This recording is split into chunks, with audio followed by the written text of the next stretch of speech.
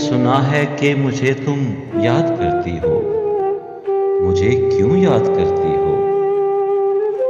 तुम्हें पहली मुलाकातों में मैंने ये बताया था कि मैं तो एक अजब रास्ते का राही हूँ।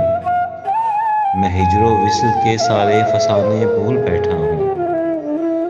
किसी ताज़ा कहानी का कोई किरदार बनने से भी खाइफ हूँ। तेरे चेहरे पे पहली मुस्कुराहट जो मेरी खातिर थी, जब से मैंने देखी है। तुम्हें मिलने में वो लड़की बड़ा मुहतात रहता हूँ।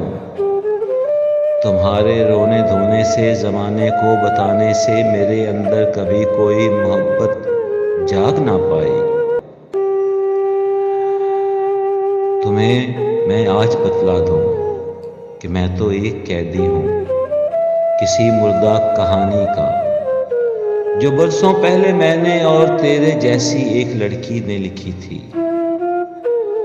और तुम्हें देने की खातिर अब जो मेरे पास कुछ होता, तुम्हारी बात का मुझ पर भी कुछ ना कुछ असर होता। मगर लड़की, मेरे ये हाथ खाली हैं, मेरी नजरें भी रूखी हैं। मुझे तुम याद ना करना, जवां लम्हों को अपने यूं कभी बर्बाद ना करना।